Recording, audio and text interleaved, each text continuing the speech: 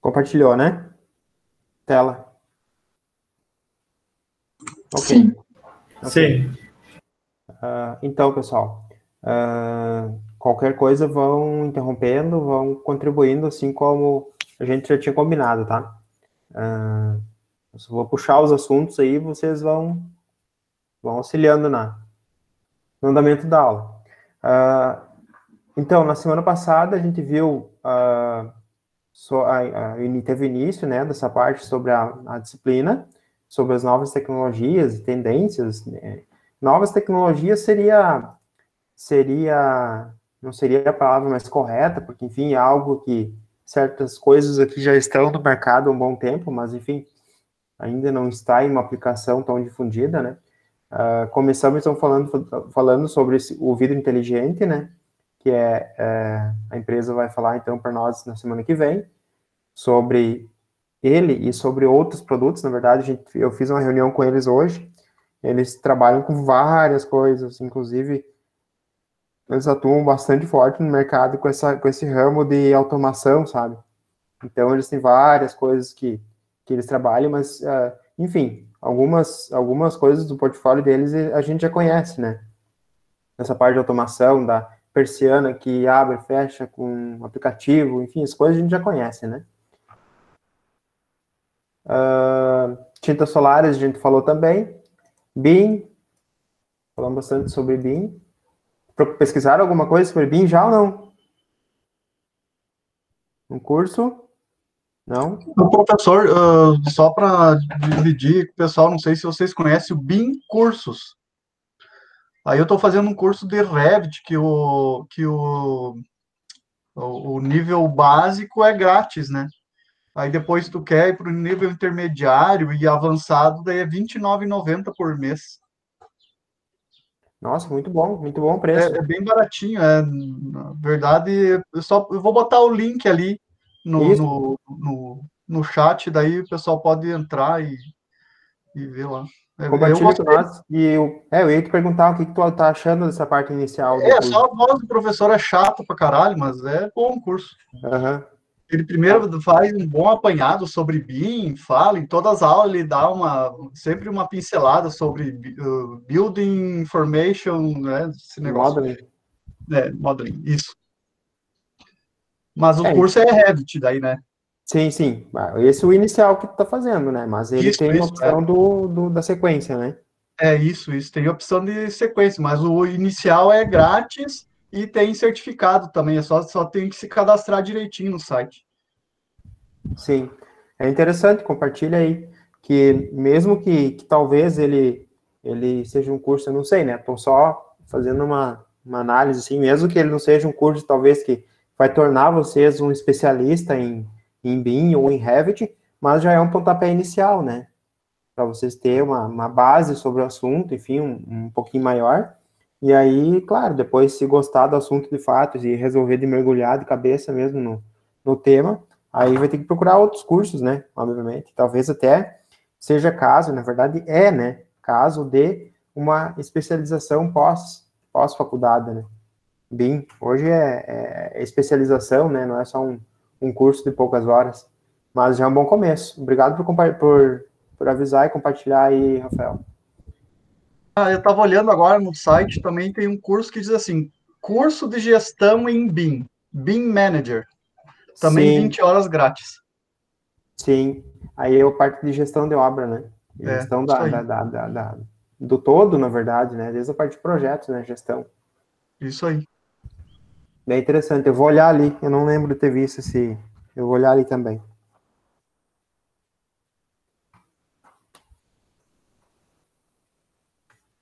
Tá no chat ali o link daí. Ok, beleza.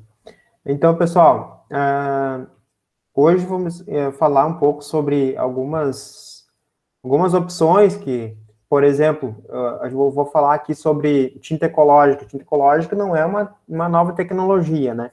Mas é uma tendência, tá? E é um produto sustentável, né? Certo, tem alguns critérios que tem que ser seguido para se adequar, de fato, a essa sustentabilidade, né? Que hoje em dia, na verdade, é um bom tempo, né? vem se buscando, e a palavra sustentabilidade na construção civil, em alguns casos, ela acabou se tornando algo meio que, tipo, quase que um marketing, né? Às vezes, nem ocorre isso de fato, mas as construtoras estão associando, tentando, né, associar a sustentabilidade, a construção verde, enfim, aos seus edifícios, justamente para tentar trazer isso como uma melhoria para a venda dos seus produtos, né, venda das suas edificações. E aí, por isso que tem alguns critérios que têm que ser seguidos, né, para, de fato, isso ser encaixado como sustentável, né.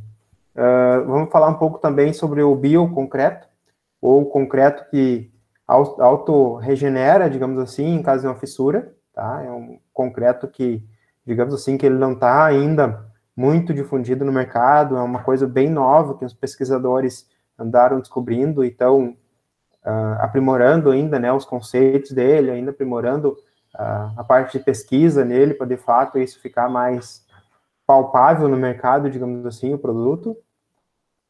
Vou falar uma coisa que eu considero assim, ó, muito importante para seja para a vida de vocês enquanto arquitetos ou enquanto estudantes ou seja o que for, que é a parte de nuvem, né? Enfim, salvar os arquivos na nuvem para evitar vários problemas de perda de arquivos, ter acessibilidade, tu poder trabalhar com equipe onde todos consigam acessar esses arquivos, alterar, e vocês têm em tempo real essa atualização dos arquivos, né? E já era importante antes, né? Mas agora, após pandemia, isso virou primordial, né? Que os escritórios tiveram que trabalhar a partir de casa, né? Home office. E o home office não... Ô, professor, Oi, eu não sei se o senhor fez chamada, é que eu cheguei agora desse. Foi tá, feito. deixa eu puxar de novo aqui o... Ele atualiza, na verdade, o Meet tem uma ferramenta que ele atualiza as entradas e saídas da reunião. Então é Tá bem. tranquilo. Entrou ali, ele já vai puxar. Deixa eu confirmar se ele puxou ali já.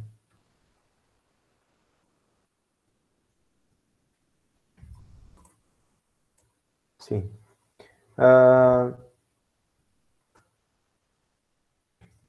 Tá, tava falando sobre a nuvem, né? Ok. E aí, então, claro, né? Quando se voltar um pouco na aula passada, quando a gente fala em BIM, é inimaginável um BIM sem nuvem, né? Que como que vocês iam trabalhar em BIM, ou seja, uma equipe de trabalho, estamos falando de uma pessoa só, uma equipe de trabalho sem ter uma integração entre esses arquivos, né? Sem ter uma atualização desses arquivos. E aí, claro, se tu comprar um programa aí, assinar um programa que tenha, que atue, né, com a metodologia BIM, automaticamente por trás dele já vem uma capacidade, né, de armazenamento em nuvem já incluído. Mas isso a gente vai ver mais para frente ali, né. E vamos falar também sobre outro item vamos chamar de decoração, ou enfim, que pode compor a casa, é o vidro inteligente, né? O espelho inteligente. A gente já viu o vidro inteligente, agora a gente vai ver o espelho inteligente, que talvez até vocês já tenham visto alguma coisa na internet aí, que inclusive a empresa essa também faz comercialização do espelho inteligente. Eles também vão falar alguma coisa sobre o assunto com nós.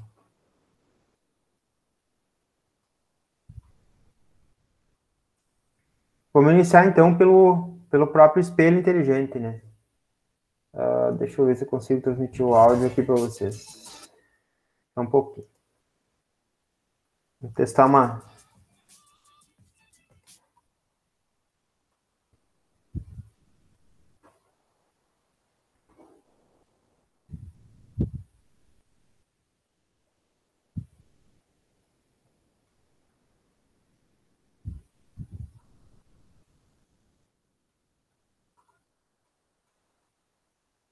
só me confirme com sinal aí se tá transmitindo, vai transmitir aqui do YouTube, por favor. O áudio.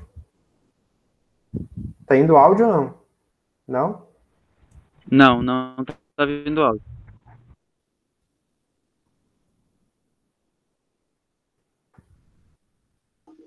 quando é a própria aba do Chrome, não tem como. Tem, eu aprendi um jeito diferente Direto. aqui, mas não tá. Sim, mas é na guia mesmo.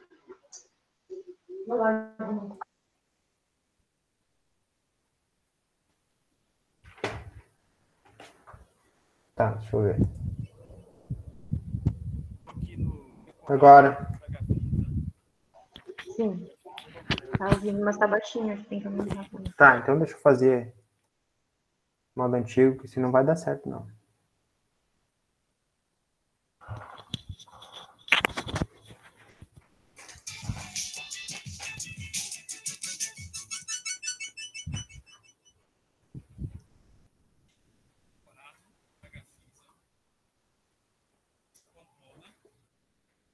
E esse apartamento é um apartamento modelo já com todo o sistema de automação. E olha que legal, o que nós temos aqui no banheiro? O nosso espelho inteligente. Esse espelho, você tem as informações aí toda na tela, consegue comandar a casa. Além disso, você consegue aí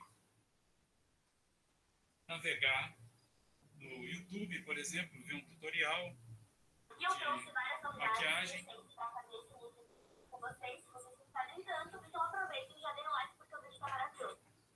Tutorial, por exemplo, de barba. Enfim, todas as possibilidades aí que está conectado na internet, né? Lógico que o nosso site, se tivesse câmeras, fechaduras, tudo poderia ser visualizado e acionado por aqui. Mais um produto aí de tecnologia de ponta, disponibilizado no Brasil, exclusivamente pela Tecnel.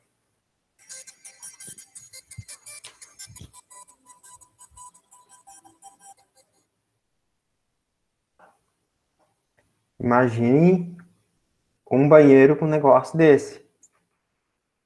Eu até brincava de manhã, estava comentando, que hoje em dia, agora, com um espelho desse, principalmente, né? Não dá mais para fazer aquela pergunta, espelho, espelho meu. Vai que o negócio responde. Então, tem que pensar duas vezes, né? Antes de ter um espelho desse. Né, a utilização, então, né? Possibilidades desse espelho, né? É possível encontrar tanto nas versões desenvolvidas para uso residencial, ou seja, para quartos, lavabos, closets, e também ele está sendo utilizado, e aí tem um vídeo, até vou transmitir para vocês aqui, de uma startup que criou, a possibilidade de utilizar esse vidro em loja. Em loja para tipo, tu escaneia, por exemplo, a etiqueta do produto e ele te dá as informações sobre, lá no espelho, na hora que tu vai provar a roupa, ele te dá as informações sobre ela, valores, enfim, várias informações que podem, que pode ser configurado previamente configurado, né? Tipo, pode pensar, por exemplo, numa configuração prévia de o que combina, por exemplo, tu foi testar uma, uma saia, sei lá, uma calça. Qual camiseta ou qual blusa que combina com aquilo ali? Aí ele faz essa composição e dá sugestões também dentro do que eles têm disponível para vender na loja. Então, uma série de coisas bem interessantes desse espelho, né? Se roda o vídeo aqui.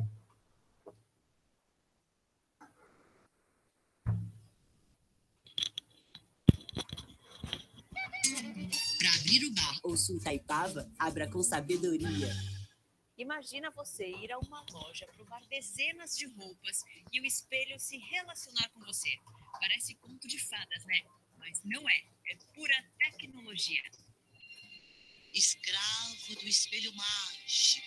O que ordenais, minha rainha? Quem é mais bela do que?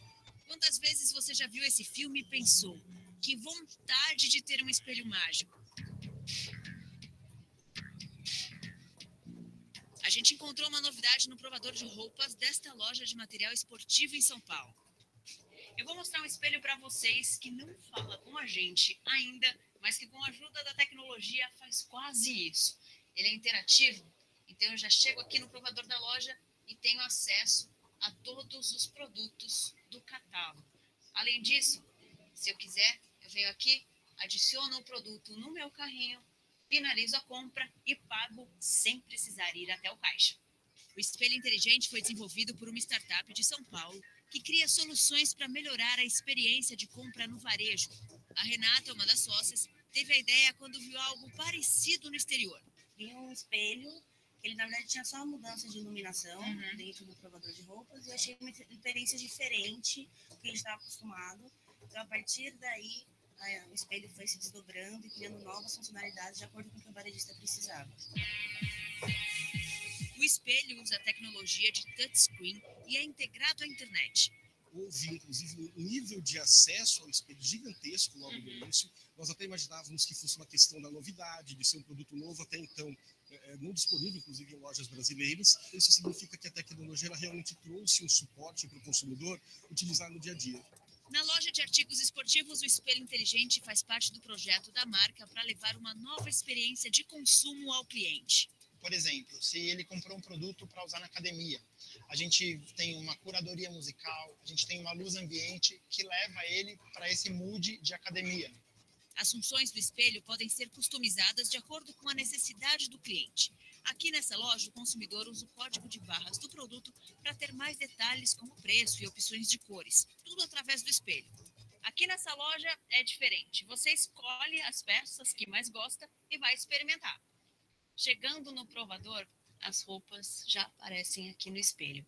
E aí, se você precisar, de repente, de um outro tamanho, é só vir aqui e solicitar a ajuda do vendedor.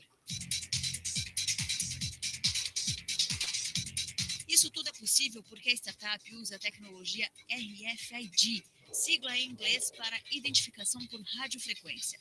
Na hora que o cliente entra com a roupa no provador, o espelho reconhece as peças pelo sensor embutido na etiqueta. Hoje a startup já tem 15 espelhos instalados e espera chegar a 150 até o final do ano. O preço varia entre 15 e 30 mil reais.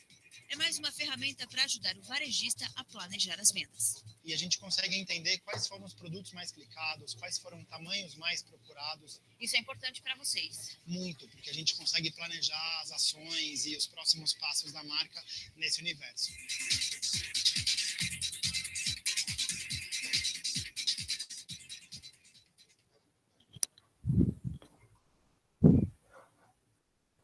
O que é legal disso, no caso de uma loja utilizar esse espelho, além da inovação, né, pessoal, a experiência de compra diferente mesmo, né? Imaginem vocês uma loja aqui em Santa Rosa com esse espelho. Fica algo que tu acaba querendo ir lá comprar para conhecer o dito espelho, né? É uma experiência diferente que se tem, né? Eu lembro que quando chegou lá em Erechim, tempo que eu morava lá ainda, chegou o caixa eletrônico, aquele de autoatendimento, não do banco, do mercado, né? Que você passa as mercadorias, enfim, por ele, faz tudo com autônomo, né? Nossa, eu queria ir no mercado, queria ver aquele negócio funcionando para ter a experiência mesmo, né? Apesar de que isso para fora já existe há muito tempo, só que, né, para nossa realidade, bom, Santa Rosa ainda não tem, né? Apesar de que teria potencial para ter um mercado já com mais inovação, né? Mas ainda tá atrás nesse sentido, né? Mas é algo que vai além da beleza, além da tecnologia, é uma experiência, né, para essas lojas, né? Uma experiência diferente para o consumidor, né? Mas que é bem... Bom, inicialmente eu não ia saber comprar um tênis numa loja dessa, né? Mas seria bem legal. Vocês tinham visto alguma coisa sobre já? Acredito que sim, né? Sobre o espelho. Na verdade, eu nunca tinha visto. Eu até fui ver, não para comprar, mas só para saber quanto que isso custa. Mas eu não tô achando, eu só acho um que seria, tipo, um que ele desembaça e ilumina. Como é que eu posso pesquisar isso no Google? Pesquisa na Tecnel. A Tecnel tem para vender. Inclusive se tu olhar no Instagram deles, eles têm vídeos de várias coisas que eles trabalham, sabe? Até achei um bem engraçado lá, enfim, diferente também. É tipo um totemzinho, que tu coloca a ração dentro, e daí tu aciona ele à distância, pro teu cachorrinho, pro teu gato, enfim. E ele tem uma câmera na frente, tu consegue ver também onde que tá daí o pet. É bem legal. Tem um vídeo deles tratando o pet no Instagram. Diz que é o terceiro produto mais vendido deles, esse do pet. Daí fica atrás primeiro do espelho, se não me engano, e depois, não, primeiro é o vidro inteligente, segundo o espelho, enfim, tá em segundo mais por causa do preço, propriamente dito, do que, né, por querer, é óbvio que todos nós queremos, né, só que não é uma coisa tão barata assim, né, e aí em terceiro tá aquele petzinho ali da ração pros pets. Mas a Tecnel tem, sim. Aí, inclusive, segundo, tu pode tirar dúvida com eles com relação a, enfim, como que compra, se é o tamanho, como que faz isso, né? Mas isso é uma coisa que vocês têm que tirar dúvida com eles, tá? Mas em caso de eu querer implantar isso em projeto, como que se dá isso? Como que eu mando o projeto para vocês? Eu mando a medida? Vai variar? Dependendo do tamanho do vidro, vai variar? Como que é como que se dá essa relação, essa negociação, né? Que a gente fica na dúvida, existe só venda, mas a gente não sabe como que faz para trabalhar com o produto, né?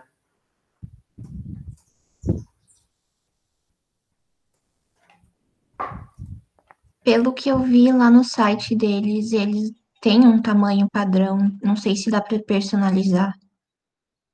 Eu confesso que eu não cheguei a ver, tá? Eu não cheguei a ver, então talvez se existe um tamanho padrão. E será que o tamanho padrão não é da parte do touch? Ah, pode ser. Porque tem razão. Pode ter um tamanho do touch ali, digamos, que seja o tamanho de uma TV, só que o espelho segue, né? O espelho eu acho que, sei lá, eu imagino que seja, né?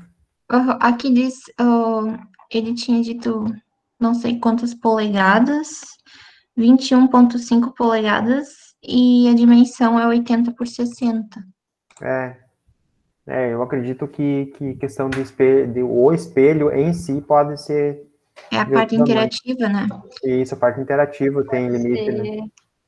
Tem aqueles espelhos que as pessoas instalam câmera atrás, que daí ele é de dois lados.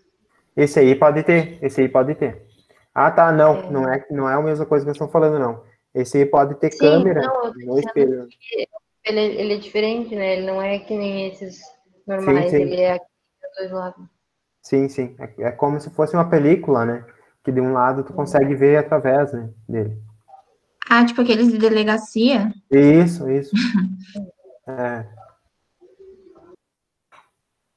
Ok, pessoal, então vamos falar sobre a tinta ecológica, tá? Esse aqui é outra questão que eu imagino que é um bom tempo, na verdade, já é uma tendência, inclusive tem uma empresa, a Crote, que produz somente tinta ecológica, tá? A venda deles é de tinta ecológica. Então, por isso que eu acredito que possa ser uma tendência aí, uma pela pegada ambiental mesmo, né? E outra pela questão de valor também, tá? É uma tinta que, né, ao natural, ela é feita à base de água, e não, só que uma questão que, por vezes, isso pode ser visto como uma questão ruim, né, para edificação, é que ela não impermeabiliza a parede, tá? Então, é uma tinta que mantém a tua parede respirando, tá? E isso é bom. Por que que é bom? Porque a parede principalmente parede que tem a parte de reboco e emboço, ela leva muito tempo para ela curar, tá? Curar 100%, tá? Aí ela passa pelo processo de carbonatação, ou seja, ela se utiliza do gás carbônico, tá? Presente no ar, para concluir o processo de cura dela. Tá? Isso faz parte da cura do revestimento argamassado. E aí, por isso que, se vocês lerem alguma coisa por aí algum dia sobre a questão de não pintar a parede da casa logo no primeiro ano, para manter ela curando, ou para ela, de certa forma, uma casa, tá, com revestimento argamassado, ela funciona como se fosse uma árvore. Uma árvore consome o gás carbônico e para sua manutenção, né? E libera oxigênio. A casa, no caso, né? Ela só consome esse gás carbônico. Então, um revestimento argamassado não pintado com tinta que vai impermeabilizar ela segue, então, beneficiando o meio ambiente no sentido de queimar esse gás carbônico, tá? E, no momento que eu estou utilizando uma tinta mineral, uma tinta ecológica, como ela não impermeabiliza, ela permite que a parede continue esse processo de carbonatação, de queimar o gás carbônico, tá? Então, por isso, esse também é um dos motivos de se considerar a tinta ecológica, né? E aí, claro, daí está relacionado na questão de conforto, né? É que uma parede que se mantém respirando também tem um controle de umidade dentro da casa maior, né? Um controle de, não digo de não infiltração, porque daí ela não impermeabiliza, mas não a ponto de não infiltrar a água dentro de casa, tá? É mais mesmo na questão do controle de manter um ambiente saudável, né? Livre de fungos e de mofo, porque ela é uma parede que não impermeabiliza, mas também como ela mantém a parede respirando, ela consegue eliminar isso, né? É um material de alta resistência, tá? E isso comprovado, tá, pessoal? Vocês, quando a gente fazer aquele trabalho sobre tinta ecológica, tá? Vão fazer o teste de desempenho, e eu garanto para vocês que vai dar certo, porque a gente já fez aqui no campus e deu certo. A tinta ficou um mês no sol lá fora, a gente colocou em um pallet, para deixar ela em pezinho, numa tábua, foi pintado, foi deixado lá fixado, e pegava esse pequeno sol que tem essa época aqui em Santa Rosa, né, Santa Brasa, sol e chuva, direto, e a tinta ficou perfeita, não teve mudança de tonalidade, não descascou nada, estava perfeita. Só que, claro, depende, e aí eu já digo para vocês, já dou esse spoiler para não ocorrer erros de novo, né? Que não adianta vocês tentar, daí a gente teria que estabilizar o pigmento. É um processo um pouco diferente desse que a gente vai sugerir para vocês fazer, que é mais fácil. Por exemplo, o pessoal utilizou coloral, ou aquele outro, acho que é açafrão, aquele amarelo, se não me engano. A cor ficou bonita, bem bonita. Só que ela não estabilizou. Em questão de uma semana que ela estava no sol, ela ficou quase como se fosse um verniz. Sumiu a coloração. E deu só brilho na madeira. Porque ela, de fato, ela não é algo mineral, ela é algo orgânico, né? Se tu colocar no sol, por exemplo, vai desbotar. Teve gente que fez com erva mate, desbotou também, porque é algo que é orgânico também. Não é como a terra, por exemplo, que a terra não tem o que desbotar, né?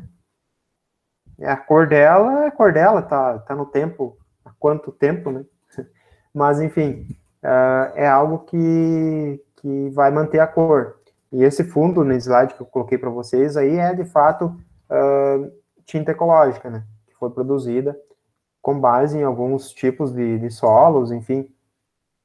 E aí, por isso que eu digo que é interessante, quando vocês forem fazer a tinta ecológica, é procurar por cores diferentes, né? De solo. Essa semana, ontem, na verdade, eu fui nas ruínas de São Miguel, estava voltando, tinha um carro parado na estrada coletando terra do barranco. E não era qualquer terra, era uma terra numa parte com uma cor bem diferente do solo, assim. Eu pensei, tá fazendo uma tinta ecológica, né? Enfim, não sei o que ele ia inventar com aquela terra, mas que era um saco não tão grande, talvez até fosse, viu? E era uma cor, e era um barranco que tinha várias cores, assim. Tipo, foi feito um corte bem grande para passar a estrada, e ali ficou o extrato do solo, de fato, né? Com várias camadas, assim, ele estava pegando uma camada que era um solo mais rosado. Enfim, não sei qual era o propósito dele, mas mas daria uma tinta bem bonita, aquela parte que ele estava retirando. Para vocês verem a durabilidade na teoria, né, da tinta, ela precisaria, né, de uma repintura entre 6 e 10 anos. Então, ela tem uma durabilidade, né? E é isso, claro, a gente tem que acertar, de fato, a receita do traço, né, para fazer a tinta, mas é bem possível conseguir isso, sim. E a gente vai fazer um pequeno teste de desempenho nessa tinta para avaliar se é possível ou não, né, com o material que vocês vão propor, né. Aqui tem 2 exemplos de casa que foram pintadas, né, edificações, né, que foram pintadas com tinta ecológica. Vejam que, né, são cores que ficam cores bonitas, né, tá mais relacionado a encontrar alguma coisa que dê a cor que vocês querem mesmo, do que a beleza da cor, né, porque, enfim, tu consegue várias tonalidades, né, com produtos que tem disponível por aí, tanto solo, quanto pedra, quanto, enfim, tudo que for mineral, né. Essa aqui é uma tinta, é uma edificação que está no site, então, da Croten, que é uma empresa que produz, né, essa ecotinta mineral, e essa aqui está no site da Ecocasa, que também é uma empresa que produz, além de tinta ecológica, eles produzem tijolo ecológico também. Telha, produzem material para pôr na telha, para vedação, material de impermeabilização. A Ecocasa trabalha com vários materiais que são ambientalmente corretos, vamos chamar assim, né?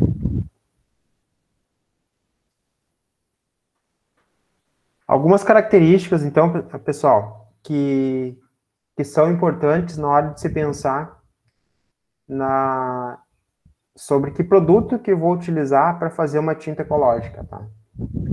E aí aqui eu diria que é algo que vocês podem pensar como, digamos que vocês fossem pesquisar alguma coisa para fazer com algum resíduo, uma pesquisa, tá? Seja fazer o que for. Tem que seguir esses itens meio que obrigatoriamente, assim, para a pesquisa ter alguma relevância, tá? Por exemplo, origem da matéria-prima, tá? Observar principalmente se é oriundo de recurso renovável, tá? E extraído de maneira legal. Solo é a origem, né, renovável, porque, enfim, ela é uma decomposição das rochas, né? Então, é algo que a gente pode utilizar tranquilamente aí como considerando como se for como um material tranquilamente utilizável para matéria-prima de material sustentável, tá? Outra coisa que, se não fosse a pandemia, a gente estaria pesquisando sobre, porque eu pedi para o Flavio guardar ali para mim, até por sinal.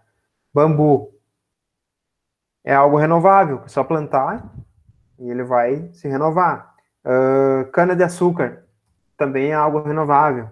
Então, tem uma série de materiais que é uma energia renovável e que pode ser utilizado em pesquisa, que vai ser bem visto, né? Materiais que são extraídos de maneira legal, né? Processo produtivo. Bom, processo produtivo seria do que vocês querem fazer, tá? Vamos dizer a tinta.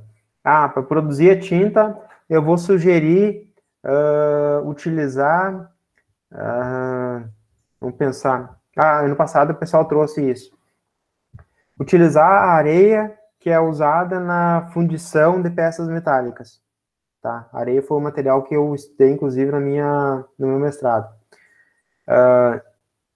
Eu penso em utilizar essa areia para a produção de tinta ecológica. É possível? Inicialmente, sim. Só que o processo produtivo da tinta ecológica pode ser muito difícil, porque a areia, os torrões mais amarelados dessa areia de fundição, que apesar dela ser preta, ela possui contaminantes, tá? Então, para mim, conseguir utilizar essa areia na tinta, eu tenho que me livrar desses contaminantes. E o processo para me livrar desses contaminantes é um processo de lavagem dessa areia. Bom, mas se é um contaminante, o que eu vou fazer com a água que eu usei na lavagem da areia? Eu tenho que dar uma destinação para essa água.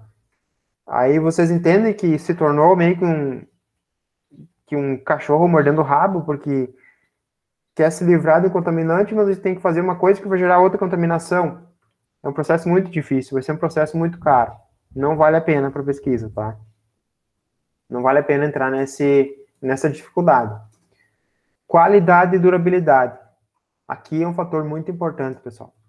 Seja o que for que vocês forem fazer aí na pesquisa, seja um tijolo, seja uma tinta, seja o que for. Principalmente aquela tecla que eu sempre venho batendo, né? Que desde 2013 nós temos a norma de desempenho. Não adianta eu querer romantizar o processo construtivo e dizer para vocês, ó, vamos produzir tijolo ecológico e vamos levantar as paredes com barro, tá? Unindo os tijolos, e não argamassa, porque a argamassa utiliza o cimento que gera poluição ambiental, CO2, enfim. Vamos romantizar e vamos produzir uma casa assim, com tijolo ecológico e com barro ligando os tijolos. Tá, mas e como que fica a questão do desempenho da edificação? Que vocês vão ter que responder por isso. Não dá, né? Não vai atender. Então, tem que atender esses critérios aí de qualidade e durabilidade, além de poder utilizar o material de maneira sustentável. Certificação e selos. Bom, hoje em dia, para botar um produto inovador no mercado, a gente tem que ter alguns critérios de qualidade, tá? Para madeira, por exemplo, todo material que for, que tiver como matéria-prima madeira, ela pode ser certificada com o selo FSC para as madeiras, tá? Pesquisar na internet, aí tem todo os critérios que são utilizados para conseguir esse selo, tá? Aí outros produtos, daí tem o selo Sustentax, que está em implantação ainda no Brasil, tanto o Sustentax como o RG Mate. São selos que vão ser implantados aí para certificar os produtos sustentáveis, tá? Isso, de certa forma, é bom, porque quem conseguir criar um produto e conseguir dar certificado a ele, dar selo de qualidade a ele, vai se destacar no mercado, porque hoje em dia, se for ver, tem muita coisa que foi pesquisado e que diz, se vocês forem pegar os resultados dos trabalhos, tanto de dissertação, como de tese, enfim, vai vários materiais que deu certo, assim, foram testados e que davam certo. Só que não saíram no papel, né, porque tem uma burocracia, ou tu não tem uma empresa para criar esses materiais, e sim, tu quis estudar somente esses materiais. No momento que tu tem um selo que certifica a qualidade do material, tu pode vender essa ideia, né? Então, isso é interessante para o pessoal que trabalha com pesquisa, né? E a toxicidade, tá, pessoal? Toxicidade. Uso dos materiais, né? Principalmente quando trabalha com material químico, tá? Isso representa risco à saúde humana ou ao meio ambiente ou não? É como eu falei da areia de fundição, tá? Tem que ter cuidado, porque ela tem alguns contaminantes, né? E outros materiais também, que o pessoal às vezes quer pesquisar, mas que for ver por trás dele, teria muita coisa para estabilizar ele, principalmente nas normas de a 10.004 e a 10.006, que classificam, né, os materiais como resíduo perigoso, não perigoso, enfim, tem que ter cuidado quanto a isso, né? Alguma pergunta? Alguma contribuição? Já fizeram alguma pesquisa ali no laboratório com algum resíduo? Tentaram pesquisar alguma coisa sobre, ou... No laboratório? Qual laboratório? No caso, a gente chama de laboratório de edificações, né? A gente... Só ano passado que a gente trabalhou com tinta, mas era com aquelas tintas industriais mesmo. Sim. O que tipo de materiais é usado para fazer a tinta ecológica? Tinta ecológica utiliza aquela cola branca que é comprada nas lojas de material de construção, enfim, os tubos aqueles, e água, e terra, ou enfim, o que tu quiser adicionar, só isso. E eu tava lendo uns sites que fala que dá para usar até, tipo, comida para fazer, tipo, frutas, assim, bem pigmentadas. Dá, só que aí é aquilo que eu te disse, tem que usar um outro material para estabilizar a cor. Você tem que usar um material químico para estabilizar a cor. Então, ele não é tão ecologicamente correto assim quanto utilizar material, algo mineral, sabe? Tipo solo, tipo pedra, alguma coisa que tu sabe que não vai perder a cor por ficar no sol. Tá? Entendi. Professor, Oi. a terra, ela não desbota, mas aí a gente vai usar a erva mate, por exemplo, que é da folha, que também está sempre exposta, e daí ela desbota. Desbota. A erva mate, ela desbota. Não totalmente, mas tipo, ela não vai ficar verdinha, porque a hora que tu pinta, ela fica bem verdinha. E aí depois, na hora que ela dá uma desbotada, ela fica quase um amarelo, sabe? Pois é, sim, porque quando a gente deixa, às vezes, muito tempo no sol, o mate Isso que eu ia fica, a falar. parte de cima fica mais acinzentado, parece. Isso. Mas aí, por exemplo, se a gente pegar uma folha, uma coisa que tenha a partinha verde, aquela, será que dá alguma diferença? Triturar. Vai desbotar. Vai. A não ser que tu pegue ela, se for uma folha que tem uma cor bonita, seca. Aí talvez ela não desbote, tá? Ou, por exemplo, talvez tenha, e aí eu tô, né, fazendo aí eu não fiz o teste para dizer, mas talvez tu usar alguma cor de fruta, por exemplo, digamos, vamos supor, não é fruta, mas enfim, vamos supor um vermelho beterraba aí, e não expor essa tinta ao sol, talvez tenha uma durabilidade, né? Não sei. Aí eu não sei te dizer, porque a gente não testou isso. Mas no sol é certo que ela desbota. Sem ter o estabilizante de cor, né?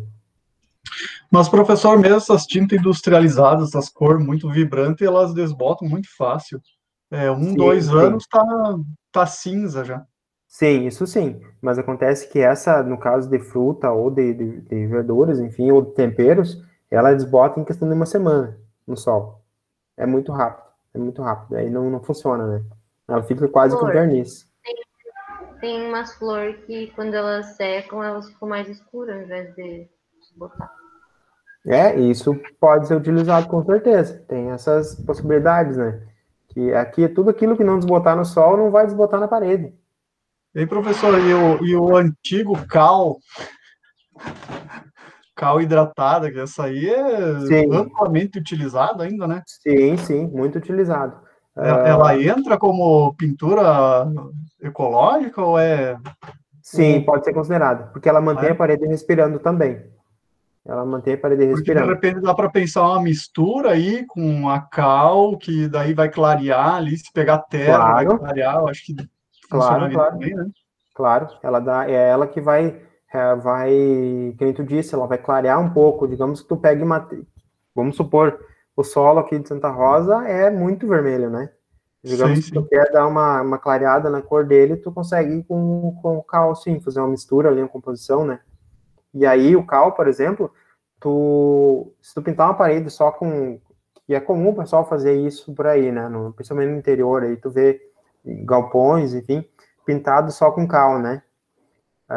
Eles fazem mistura de cal e água ali e pintam a parede.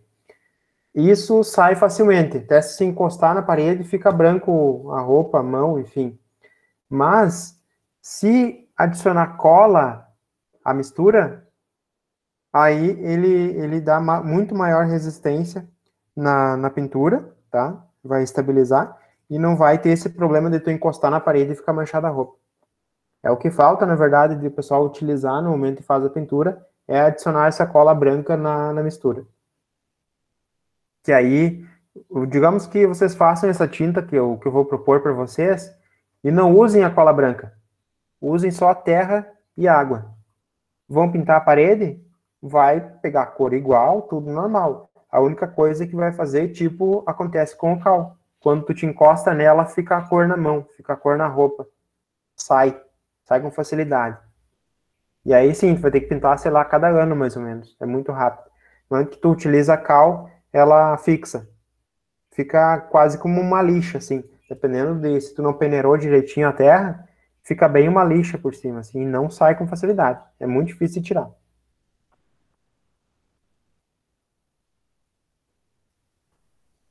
Mas a cal tem essa característica. Ela mantém a parede respirando também, tá? E aqui quem avalia, enfim, essas questões de sustentabilidade e dá o selo, inclusive esse selo RG Matic, se eu não estou enganado, é a Fundação Vanzolini, tá? É da USP, tá? Uma comissão lá que conseguiram criar essa possibilidade de geração de selo de qualidade, né, dos materiais sustentáveis, tá? Para a construção civil.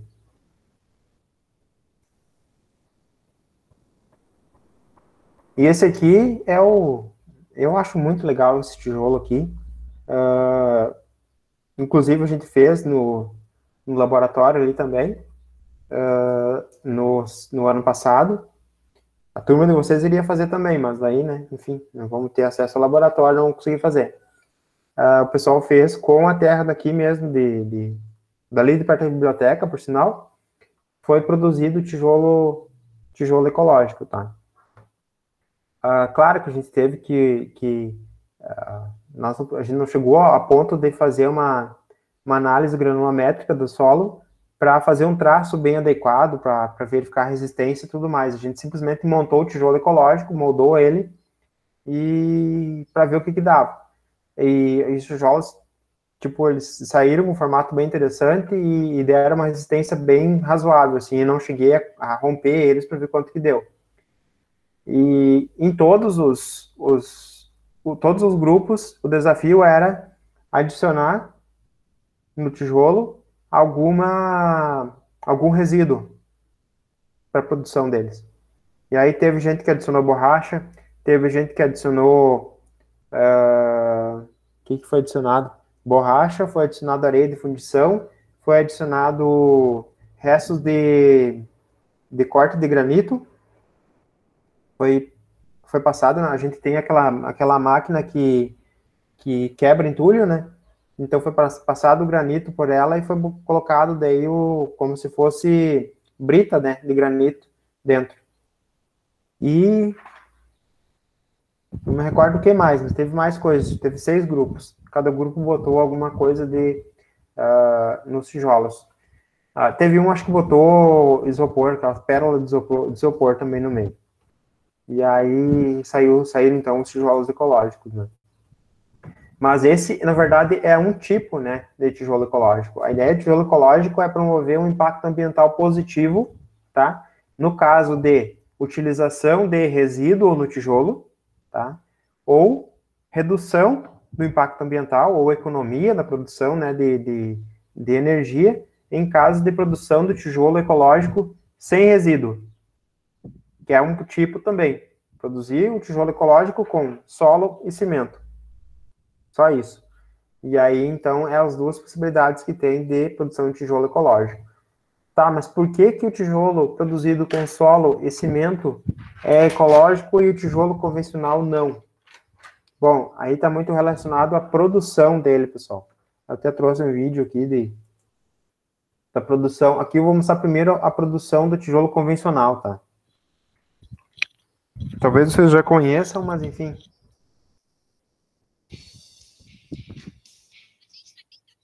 Para te mostrar como os tijolos são feitos. Mas se você acha que é fácil, ó, não é não. Tem muita ciência por trás disso aqui. Bora ver. Essa aqui é a matéria-prima do tijolo, é a argila. Como é um material tirado da natureza, cada lugar, cada mina de argila vai ter um tipo diferente. Às vezes na mesma mina você vai ter vários tipos de argila diferentes. Você consegue ver aqui as várias cores e eles vão ter que misturar as argilas antes de colocar para fazer tijolo. A argila é a menor parte de todas do solo. Comparando com a areia, por exemplo, que já é bem pequenininha, a argila, ó, é muito mais fina. A argila vem das rochas, é um trabalho de milhões de anos de erosão e efeito do tempo, para transformar nessa terra bem fininha. A máquina aqui atrás está misturando 3 tipos de argila diferentes na proporção de 3 para 1. Mas essa não é a receita, porque a receita muda todo dia. Como cada caminhão que chega da mina vem com uma argila diferente, eles têm que ficar estudando constantemente a melhor composição para fazer a cerâmica. A Mara inventou de dirigir o negócio. Vocês estão achando que aqui é Nutella? Aqui é raiz. Gente, a direção disso daqui é muito leve. Uma super ultra mega hidráulica.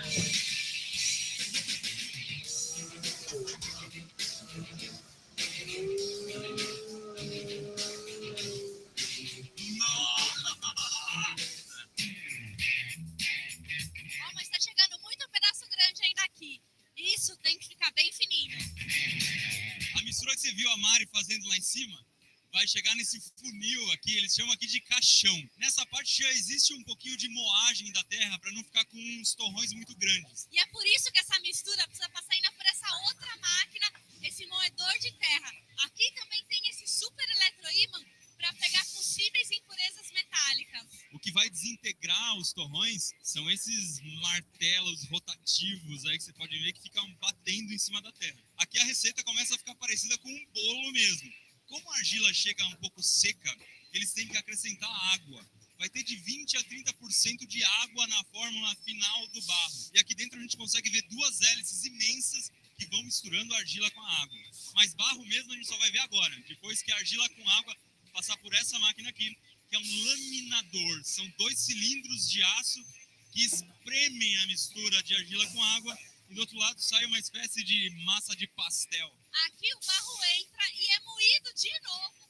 Vem para essa máquina que empurra toda a argila e ela já vai saindo aqui, ó, por causa do molde, em formato de tijolo infinito. A mesma máquina é capaz de fazer formatos de tijolos completamente diferentes. É só trocar o molde, a peça que fica na frente, que é isso aqui.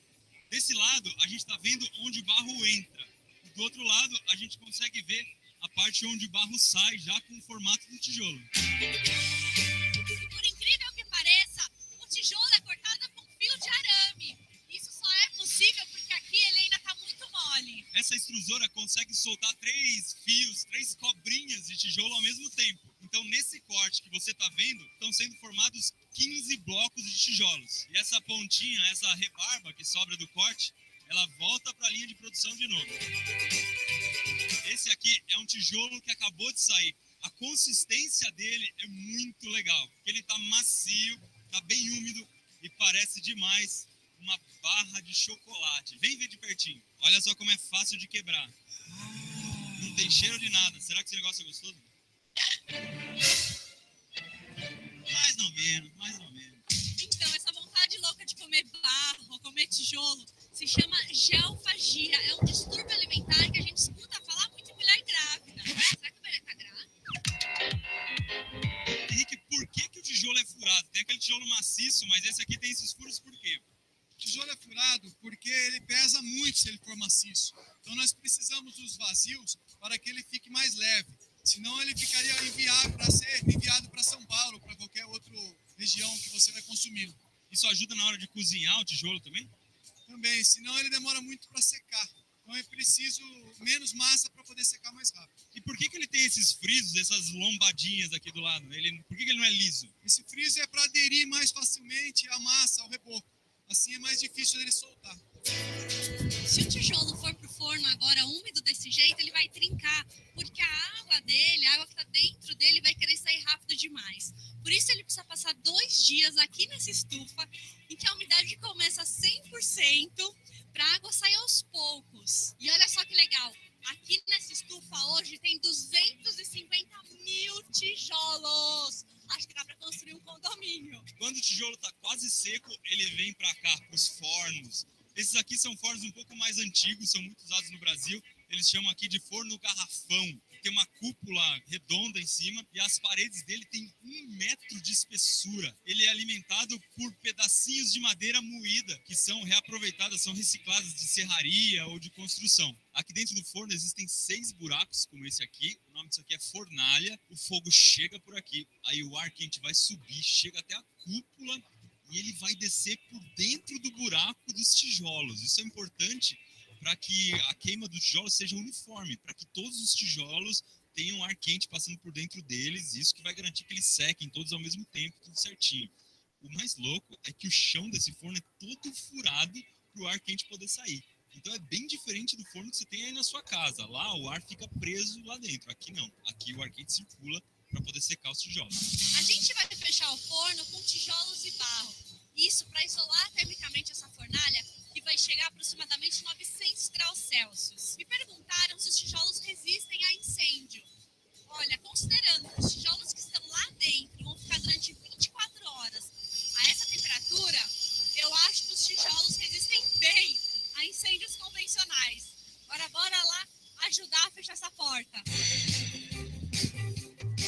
A temperatura ideal para cozinhar o tijolo é de mais mais ou menos 900 graus. Você pode ver no termômetro aqui, está marcando 895. E o mais interessante, essa temperatura é controlada automaticamente. Essa máquina, quando percebe que está faltando lenha, ela manda um comando para aquela outra que abastece o forno para colocar mais lenha. E se a temperatura ficar muito alta, ela para a máquina que abastece o forno. A lenha chega aqui por esse cano, cai nessa máquina que joga tudo lá para dentro. Ao mesmo tempo, por esse cano entra oxigênio para fazer a combustão. Aqui nessa fábrica em Tatuí também existe esse tipo de forno, que é um forno bem mais moderno, eles chamam forno de vagão, porque todo tijolo é colocado em cima de um carrinho muito grande e entra sozinho dentro do forno. Ele também é alimentado por lenha e tem um formato mais quadrado, não tem aquela cúpula como o forno de garrafão que a gente viu. Quando o forno é apagado, o tijolo tem que ficar lá dentro entre 24 e 48 horas para ir esfriando bem devagarzinho. Mas perder toda essa temperatura que está lá dentro é besteira. Então eles reaproveitam, sabe como? Tem esse secador de cabelo gigante aqui, que ele puxa o ar que está lá dentro do forno e joga para a estufa. Então aquela estufa que a Mari mostrou, que é super quente, é alimentada com o calor dos fornos que já foram apagados. E perguntaram pra gente se tijolo tem data de validade. Não, tijolo não tem data de validade. Tem casa que está em pé com mais de 300 anos. Também perguntaram se tijolo é reciclável. Aqui na fábrica, todo tijolo que quebra, eles voltam de novo lá para o começo da linha de produção. Em casa, na obra, normalmente o pedreiro, o pessoal que está na obra, quebra, incorpora de novo lá na massa e reaproveita. E aí, já deixou seu joinha aqui nesse vídeo? Já compartilhou? Já compartilhou no seu grupo de WhatsApp? Compartilha no grupo de WhatsApp. E a gente quer aparecer, pessoal, para conhecer a gente, né, amor? Então, pessoal, na verdade, o vídeo bem demorado, né? Mas, enfim, o que fica dele é o seguinte, que a produção do tijolo convencional, o que tem de ruim nela é a questão da queima, tá? Porque tem que queimar muita madeira, ou, no caso, aquela fábrica ali, que é uma fábrica bem atualizada tecnologicamente, com estufas que fazem reaproveitamento de restos de madeira, de madeireira, enfim, mas a maioria das fábricas é algo bem rudimentar, assim, algo bem, utiliza de fato lenha de árvore cortada para abastecer aquelas fornalhas, né? E por isso que não é tão ecológico, que não é ecológico, na verdade, a produção do tijolo convencional, devido à necessidade de queima e à geração de CO2, né, dessa queima. E aí vem a produção do tijolo ecológico, que já tem um bom tempo, né, já está bem difundido essa tecnologia de produção de tijolo, que, de fato, nos demonstrou que não é preciso queimar o tijolo. É possível produzir ele sem a queima. De certa forma, fica um pouco mais caro, porque tu acaba tendo que utilizar o cimento daí, né, para auxiliar na resistência. O que dá resistência no tijolo queimado é justamente esse cozimento dessa argila que é produzida lá na fábrica. O meu vídeo aqui da produção do ecológico. Pode parecer apenas um amontoado de terra, mas nas mãos do Marcelo ela vira matéria-prima para produzir esses tijolos, o BTC, sigla de bloco de terra comprimido. Além da terra, água e cimento são misturados nessa máquina. Em poucos minutos, o composto é levado nessa rampa até uma prensa e se transforma no produto final, também conhecido como solo-cimento. A ideia de apostar em uma fábrica de tijolos surgiu há 10 anos, após o Marcelo morar em 2 estados da região norte. Lá, conheceu métodos alternativos de construção e resolveu voltar para Itápolis, no interior de São Paulo, e empreender. Uma caminhada cheia de obstáculos. Tinha uma formação totalmente diferente, totalmente leigo nessa parte de construção, era advogado, e no começo a gente não tinha conhecimento técnico do que fazer, do que misturar, de quanto misturar, e a gente teve muito problema com o material no começo. Aí que a gente buscou a universidade, né, para a universidade nos dar esse amparo, esse sustento aí, né, que a gente não, por conta própria, não conseguia, né, e foi que a universidade deu essa força para a gente aí. E o negócio decolou mesmo com a ajuda da Unesp e do professor Obed, que pesquisa o assunto há 24 anos. Hoje, a fábrica tem capacidade de produzir 2.000 tijolos por dia, feitos sob encomenda.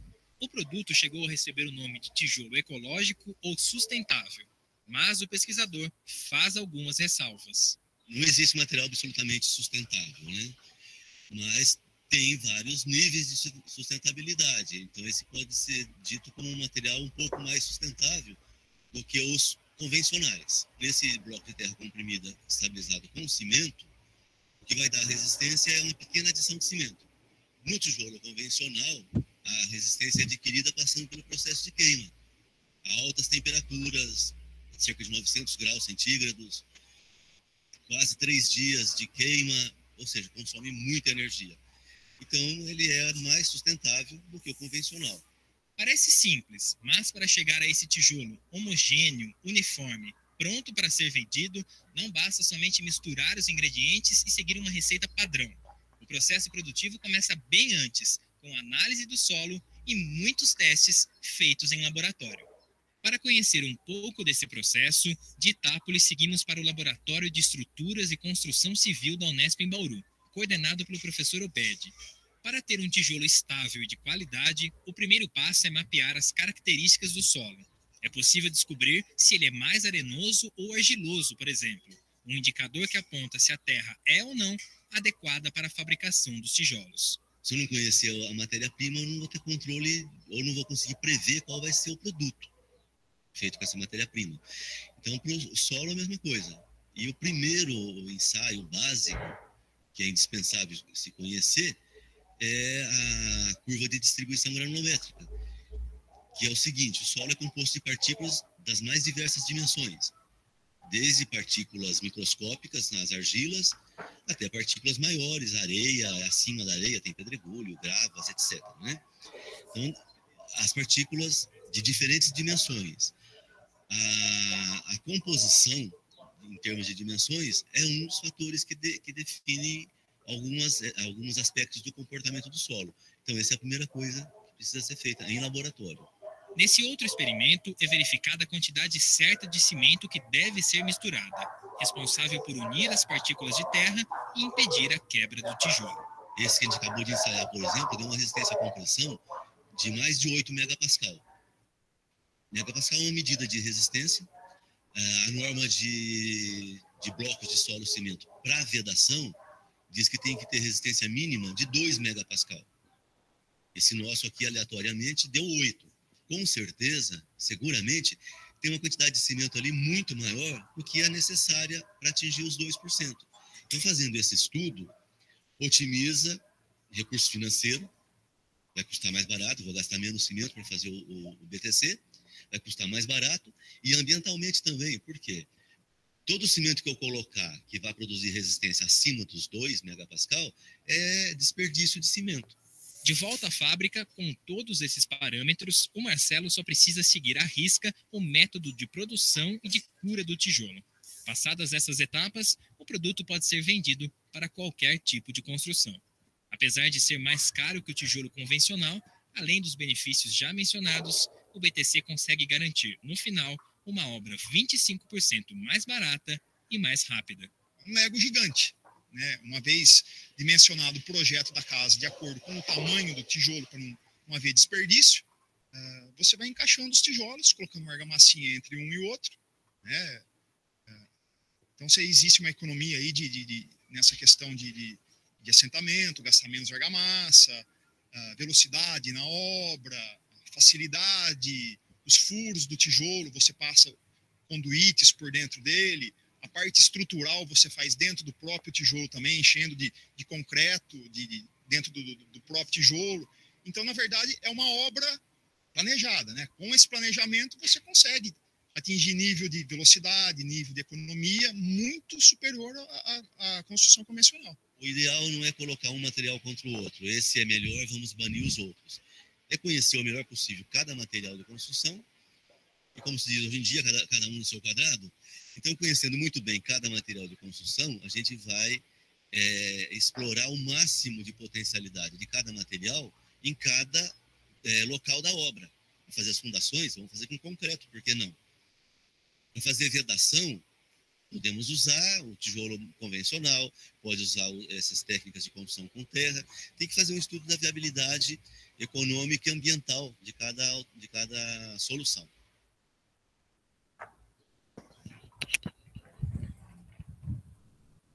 Na verdade, o que o professor falou ali na final da fala dele reflete bem a ideia da disciplina.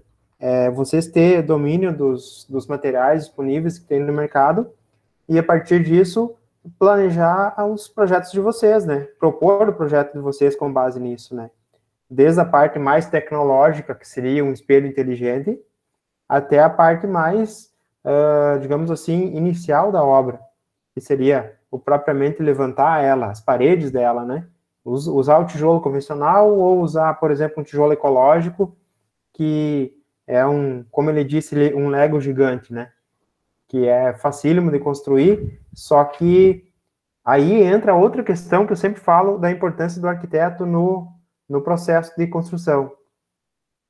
Para valer a pena e para possibilitar a construção de uma casa com tijolo ecológico, vocês têm que fazer o projeto com a modulação do tijolo ecológico. Então, vocês têm que saber qual que é o tamanho do tijolo para, a partir disso, fazer o projeto múltiplo desse tamanho. Para evitar o desperdício, que mas deu 1/3 do tijolo para fechar a parede. Não tem como fazer uma casa com tijolo ecológico desse formato. Ou é tijolo inteiro ou é meio tijolo. E aí, a partir disso, segue o projeto. Mas é algo super tranquilo, é só mesmo ter conhecimento disso antes de fazer o projeto, né? Porque aumentar 10 centímetros de uma casa ou diminuir 10 não vai fazer tanta diferença assim, né? É mais mesmo saber, ter a propriedade disso.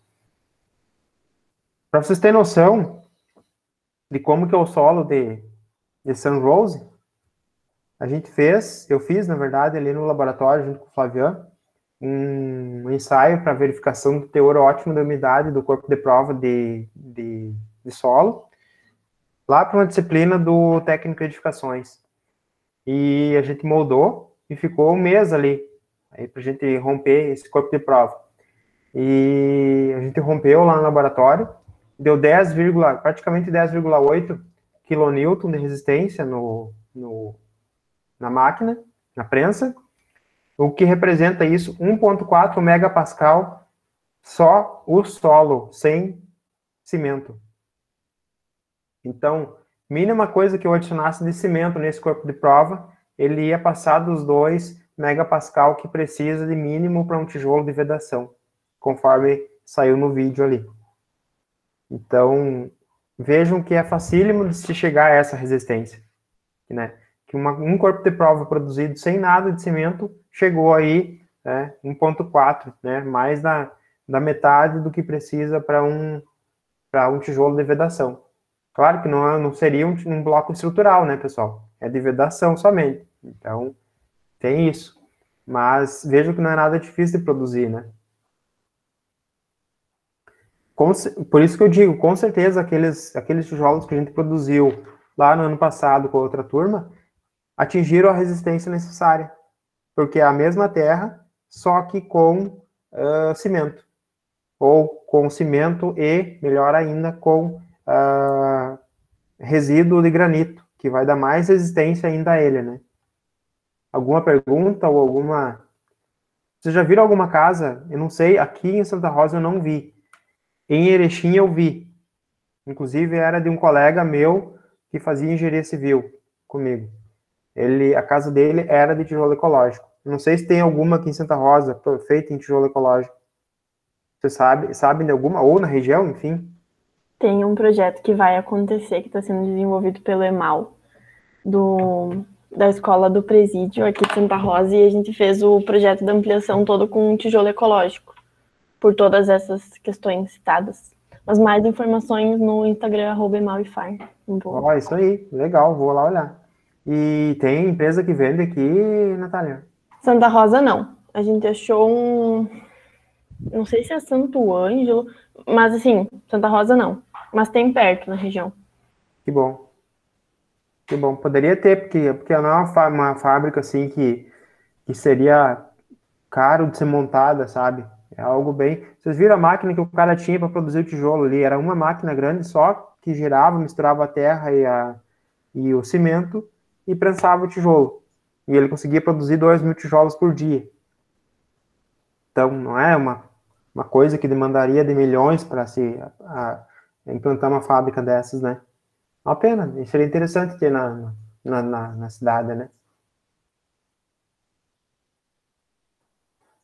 E aqui o principal fator, que para mim esse aqui é o que mais me chama a atenção da construção com o tijolo ecológico, é essa possibilidade dele viabilizar a passagem tanto de tubulação da parte hidráulica quanto da parte elétrica, né?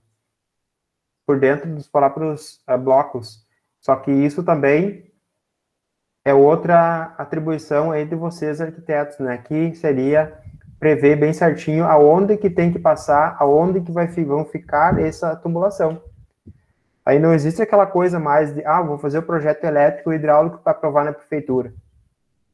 Não, aqui tem que ser, o projeto tem que ser feito de acordo com o que é para ser executado de fato. Porque é com base nisso que o pedreiro lá na hora que estiver fazendo a parede vai deixar a espera para passagem da tubulação. Então, tem que tomar mais cuidado no projeto daí, né? E aí, entra naquilo que eu sempre falo da racionalização da construção civil. Tornar o processo mais pensado, deixar mais tempo para o projeto do que para execução e a quebradeira. Quebradeira que é o que ocorre no processo convencional, né, de construção aí de alvenaria de vedação, né? Com tijolo normal, né? E o processo normal de construção, que é o construir para depois quebrar. Só fazendo BIM. BIM, exatamente, melhor ainda. O BIM é perfeito, né?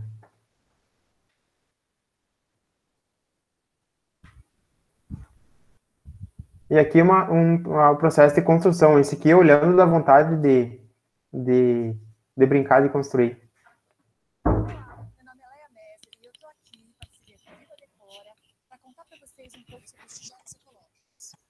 Antes, não se esqueça de curtir o vídeo, se inscrever no canal e ativar o sininho para receber as notificações. Vamos lá, o que é um tijolo ecológico? Basicamente, o tijolo ecológico é composto de terra, cimento e água.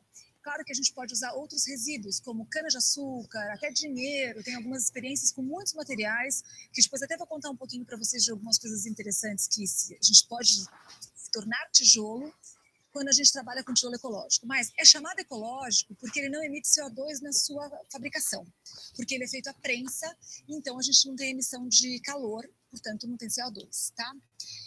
Qual é a diferença do tijolo comum para o tijolo ecológico? Bom, a aparência é muito parecida. A vantagem desse tijolo é que assim, ele vem pronto e uma vez que você constrói a casa, se você quiser deixar o tijolo aparente, ele já está totalmente acabado. É só uma questão de fazer verbalização, vedação e a sua casa está pronta. Então, algumas coisas importantes para a gente trabalhar com tijolo ecológico. Primeiro, na hora da compra, verificar se ele tem uma certificação, porque existe uma norma da ABNT que eu preciso ter um tijolo certificado que garanta a resistência do tijolo. Como ele é um tijolo feito praticamente à mão, vocês vão ver que tem algumas prensas bem simples que podem ser feitas até em casa, então a gente precisa garantir que tem resistência para a construção de uma casa, tá? Tirando isso, o importante é você fazer um baldrame muito bem feito, que é simplesmente um baldrame que faz toda a periferia da casa, ou então um ratier de base da casa, e a partir daí a gente tem que fazer o tijolo muito certinho na primeira fiada. Então a gente vai montar uma primeira fiada, que é exatamente o que a gente vai ter de guia para subir todas as nossas paredes internas e externas da casa. As vantagens do tijolo ecológico. Primeiro, a gente está falando de uma obra muito limpa, né? Tanto para a natureza, porque obviamente o CO2 é uma coisa que a gente tem que cuidar para não emitir, ou emitir o mínimo possível, mas também a obra em si é uma obra que tem que ser muito bem planejada. A gente vai ter que ter uma coisa que a gente saiba exatamente o que está fazendo e eu não tenho aquela massa de tanta areia, tanto cimento, uma coisa bem limpa para se montar uma casa com tijolo ecológico. Além disso, a gente tem uma coisa de facilidade de passar tubulação. Vocês estão vendo que eles são todos blocados. Olha, praticamente a gente forma dutos de passagem de toda a parte hidráulica e elétrica, o que é uma vantagem, porque eu tenho toda a parte de facilidade de acesso e também um cuidado, porque eu tenho que saber onde eu estou passando. Eu não consigo passar um cano por aqui. Quer dizer, eu tenho que saber aonde eu estou fazendo a minha parte de hidráulica elétrica. Existe a necessidade sempre de muito planejamento. E isso eu considero uma grande vantagem. Mas tem que se ter esse cuidado sempre, porque senão a gente não consegue remendar uma casa de tijolo ecológico. Quando a gente constrói com tijolo ecológico, tem que se lembrar de duas coisas. Primeiro, eu tenho que saber que a minha obra não vai permitir reformas de forma fácil. Não estou dizendo que não aceite reforma, mas uma vez que a própria construção, com as vigas intermediárias, são a minha estrutura, eu não posso sair quebrando parede, abrindo vão, abrindo janela. Quer dizer, uma vez decidido o projeto, ele tem que ser montado. Existe a necessidade de um planejamento bem mais cuidadoso, tanto na parte de hidráulica, elétrica, como na parte construtiva. Então, não sei se isso pode se considerar uma desvantagem, eu sinceramente não acho, mas tem que se tomar esse cuidado. Depois que a casa está pronta, eu posso manter ela como ela está, fazendo a vedação, permeabilização, ela está uma casa de tijolo aparente. E até quero falar uma outra coisa, antes de estar pronta, por exemplo, esse tijolo branco aqui, eu pedi para desenvolver para uma obra, porque eu queria testar uma cor, eu não estou usando ainda, é um teste, mas assim, a vantagem do tijolo ecológico é que eu posso testar acabamentos antes de entrar na construção. Se eu quisesse uma casa com esta cor, a hora que ela estivesse construída, eu só impermeabilizava e eu estava com a minha casa pronta. Então, o acabamento final, pós-obra, se eu cuido disso antes de começar uma construção, eu já tenho uma casa que, após construída, está pronta. Ainda assim, se eu quiser rebocar, passar gesso, colocar porcelanato das áreas molhadas, tudo isso é possível. A parte interna de acabamento é absolutamente livre para o que a gente precisar. Só que eu acho inteligente a gente pensar se é necessário, uma vez que a gente já tem o acabamento feito e a gente pode tirar proveito disso para a parte interna e externa da casa. Existem algumas tentativas de usar resíduos tóxicos, resíduos muito delicados, como assim, resíduos da barragem de Mariana, a guerra de Gaza, componentes na Índia que tem uma fuligem cinza. E esse resíduo desses produtos não, na verdade, produtos do homem, né, que não são nada bacanas para a gente, podem se tornar blocos de tijolos e podem se tornar construção de casas. Então, o mundo está... Ao redor do mundo tem várias tentativas de fazer de tudo que a gente entende como resíduo tóxico se tornar um tijolo ecológico. Isso acho que é uma coisa bem bacana da gente pensar. E é livre, inclusive. Quer dizer, quando você pensa numa coisa que você vê como um resíduo, se você quiser tentar fazer um tijolo, é possível. Se é tecnicamente viável, se é possível fazer a construção, aí a gente tem como testar isso nos órgãos capacitados para a gente ver se é possível fazer uma casa disso. Mas a ideia veio de trazer essa possibilidade de transformar resíduo em construção. Tá? Na verdade, a ideia inicial veio das taipas de antigamente, daquelas casas de taipa, que é isso, basicamente isso, é a barragem se tornando construtiva. Eu espero que vocês tenham gostado das dicas. Qualquer dúvida é só deixar nos comentários. E não se esquece de curtir o vídeo, se inscrever no canal, e até a próxima. Curtiu o vídeo e se inscrever no canal não precisa, tá? Não vão tomar 0, pode ficar tranquilo. Mas é isso. O tijolo ecológico justamente entra naquela questão do reaproveitamento do resíduo, né? E não se assustem, tá? Quando ela falou ali de botar dinheiro no tijolo, tá? Apesar de que seria uma boa para um pessoal aí que gosta de esconder uns trocos, né? Mas enfim, não é essa a ideia. A ideia é que a Casa da Moeda, ela tem uma elevada produção de resíduo desse dinheiro rasgado que a gente encontra, enfim, que a gente leva no banco e consegue trocar, ou quando está muito velho, enfim, volta para a Casa da Moeda e lá é descartado, então. Então, quando ela fala em dinheiro, é esse dinheiro descartado que vem picado para uma outra destinação, né? E, de certa forma, a construção civil, vocês devem saber disso, né? É uma indústria potencial para a recepção esses resíduos de outras indústrias, né? A gente consegue facilmente utilizar resíduo em concreto, resíduo em tijolos, resíduo, enfim, de várias maneiras, né? Por isso que é bem interessante e um campo muito grande de pesquisa, de tentativa de reutilização de resíduos na construção civil. E, na verdade, a gente está, de certa forma, beneficiado de estar dentro de uma instituição que tem um laboratório, não é um laboratório de ponta, mas tem as mínimas condições de se trabalhar, de se pensar alguma reutilização de resíduo, né? Ali no IFE, a gente tem possibilidade disso. Infelizmente, não agora, mas convido vocês, no retorno, em propor alguma coisa que vocês vejam, algum resíduo de alguma outra indústria aí da cidade, da região, da gente tentar fazer alguma coisa, seja de concreto, seja em bloco, enfim, a gente pode tentar no laboratório, independente de ter a aula da disciplina ou não. É só chegar, a gente pode tentar verificar alguma coisa, né? Vai que dá certo. E aqui o vídeo, eu trouxe um vídeo também não sei se vocês já tinham visto isso, da construção. Esse aqui dá vontade de pegar o tijolinho e sair construindo uma parede. Então, legal que é a montagem do Lego, né?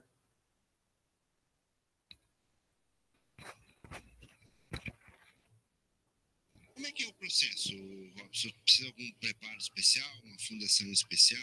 Eu gostaria de mostrar para o público qual é a diferença entre você construir de maneira convencional, com bloco cerâmico ou bloco de concreto, com um tijolo ecológico. A fundação, vamos começar pela fundação. Tem alguma diferença? Ela pode ser através da viga baldrame normal, com piso convencional, ou você também pode fazer o piso no sistema de radier, exatamente. Não existe grandes diferenças no que tange a estrutura. No entanto, essa estrutura ela pode ser mais econômica, ela pode otimizar o peso por ser um sistema construtivo que divide o peso de forma homogênea ao longo da obra. Então, você também tem economias essas que podem chegar, como a gente já disse, até 30%. Mas, basicamente, a estrutura é a mesma. O cuidado com a construção é que é um pouco diferenciado. Ou seja, você tem na construção uma série de passos que nós iremos apresentar que devem ser seguidos, que propiciem não somente uma obra econômica, mas uma obra de qualidade. Vou chamar o Makir, que é o nosso responsável, que está pretendendo montar uma construtora.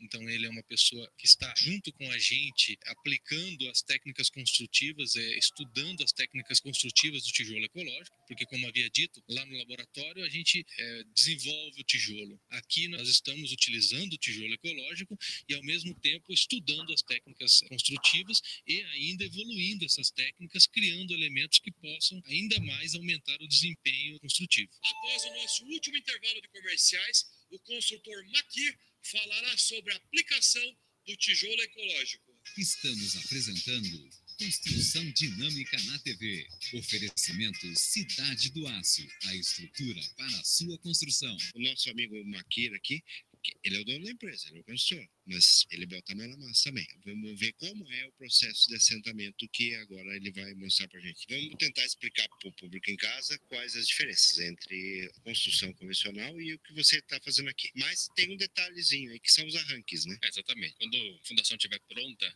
o segredo é a primeira fiada. Então, a primeira fiada, a primeira passagem de tijolos, ela precisa estar perfeitamente alinhada. Ela precisa ser feita no sistema convencional, com linha, colocando os cantos em nível e prumo, e fazendo com argamassa comum. A partir dessa primeira fiada, estando pronta, aí são colocados as ferragens, já a passagem das colunas internas do tijolo, e aí sim inicia o sistema de construção com o tijolo ecológico, que são as etapas diferentes. Que ando em obra aí há mais de 30 anos, é uma obra muito limpa, muito organizada, as coisas já vão acabadas. Nesse aspecto, vocês vão ver pelas imagens que é diferente. Feito o piso já está pronto, já está acabado, aí você faz a primeira fiada e depois que coloca as esperas, que são esses ferrinhos que a gente está vendo aqui. Como é que é feita essa colocação? Aqui você tem concreto em cima de um baldrame. A ferragem ela já é cortada no tamanho em que vai ser permitido trabalhar com os tijolos, com assentamento, então tamanho de cerca de 1,20 m, e aí usa-se então uma furadeira de impacto, uma furadeira grande, para fazer uma perfuração no piso, aproximadamente 15 centímetros. E aí coloca-se então esses ferros a cada metro, ou a cada 80 centímetros, ou a cada 75 centímetros, o projeto é que vai dizer. Então coloca-se esses ferros, essas ferragens que são as esperas, e aí inicia-se então o assentamento das próximas fiadas, para manter o perfeito nivelamento e o perfeito prumo das paredes, para evitar que haja ondulações ou que haja desnível nas paredes. Há certo cuidado na colocação, na continuidade dos trabalhos, para evitar imperfeições. Os tijolos são colados uns nos outros. Os tijolos eles são afixados com uma massa que é um segredo nosso aqui que nós estamos desenvolvendo, para que haja duas funções: fazer correção do nivelamento dos tijolos, evitar imperfeições, para que haja uma maior aderência de um tijolo ao outro. Então, quando subir as fiadas, quando tiver já na altura da concretagem, a gente não corre o risco de os tijolos balançarem ou tirarem do lugar, então gerar alguma imperfeição. Uma coisa que ajuda bastante são esses anéis aqui.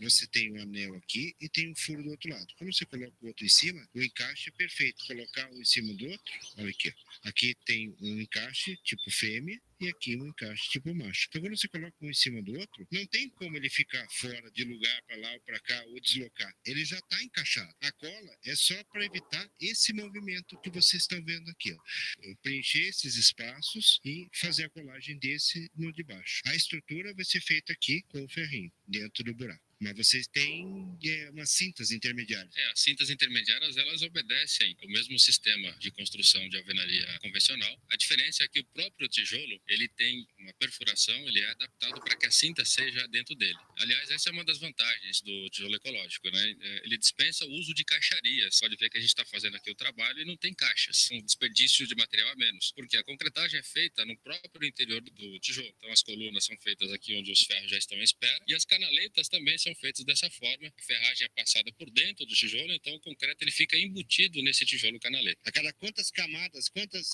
fiadas você coloca uma canaleta? A partir do piso, 90 centímetros, que é justamente na fiada da contraverga, existe uma canaleta em volta de toda a construção. Acima da janela, que é nas vergas, né, das portas e janelas, existe também uma passagem dessa cinta. Na última fiada, antes de fazer o assentamento da laje ou do próprio telhado. Nós estamos com ferro aqui até essa altura, que você me disse 1,20 m. Isso aqui tem que levar até lá em cima. Como é que faz depois? E feita a amarração aqui, usando material comum, para que seja possível fazer a execução das próximas fiadas. Não se pode usar uma barra de ferro muito comprida, porque dificultaria a execução, né? Não alcançaria ali a colocação dos tijolos. A tubulação é a mesma coisa da barra de ferro? A tubulação já está na espera, corta-se ali, faz a emenda com cola normal, com as luvas que tem que usar nos diâmetros corretos, e emenda-se mais um pedaço da tubulação até que a fiada chega até aquela altura. A parte elétrica é a mesma coisa. Os eletrodutos dentro dos furos não tem que rasgar a parede, não tem que cortar nada depois. A elétrica não. Então marcam-se os pontos onde serão as tomadas, as caixas de luz. Nesse ponto vai descer então a tubulação elétrica depois que já tiver a parede numa certa altura. Então ali vai se fazer uma abertura naquele tijolo onde está feita a marcação e ali já dentro do próprio tijolo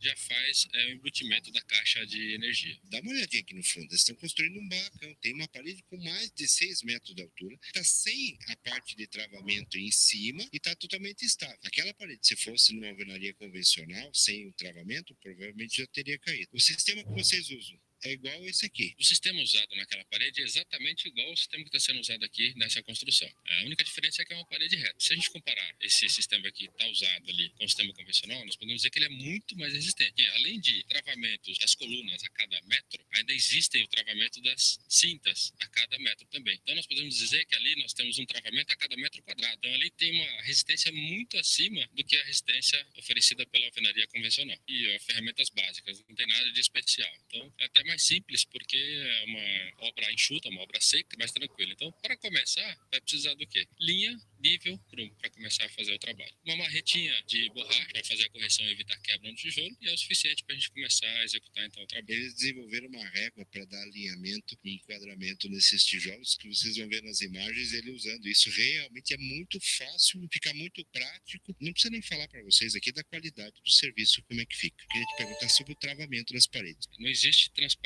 de tijolo na parede externa com a interna. Na verdade, eles são colocados lado a lado, colocados iniciando onde termina um, dentro das colunas, feito uma amarração com ferro em U. Então, corta-se uma barra de ferro com 10 centímetros de transpasse de um lado, 10 centímetros de outro. E aí, na hora de fazer a concretagem, essas paredes elas vão se juntar. Vai dar a resistência e vai dar o travamento da parede interna ao lado da parede externa. Uma vez assentados os tijolos e respeitados seus limites para dilatação, é só feito um rejuntamento com um rejunte de boa qualidade, é lógico, que você vai comprar aí no mercado. O uso do rejunte que fica o tijolo aparente, ou seja, o tijolo à vista. Então, o rejunte certamente vai dar toque de beleza. Inclusive, pode ser colocado rejunte da cor da preferência do cliente, pode ser invernizado também de outra cor, para dar uma tonalidade diferente. Podem ser usados outros tipos de acabamento também, inclusive aceita pintura, acabamento usado numa alvenaria comum pode ser usado também nesse tipo de construção com esse tijolo. Então, pessoal, a ideia do tijolo ecológico é que seja possível utilizar ele como tijolo convencional e também que ele possa ser utilizado sem acabamento, né?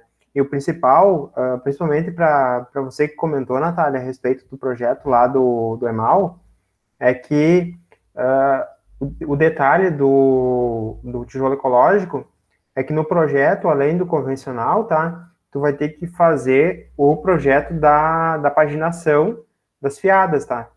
Tu vai ter que fazer a paginação da primeira e da segunda fiada. É bem complicado o projeto, na verdade. A gente Isso. estranhou um pouco no começo. É bem mais trabalhoso. Exatamente. Mas também, uma vez que tá feito, né? Tá feito. Agora não precisa mais modificar nada. E a parte de elétrica e hidráulica também ficou tudo certo. Então, deu mais trabalho, mas...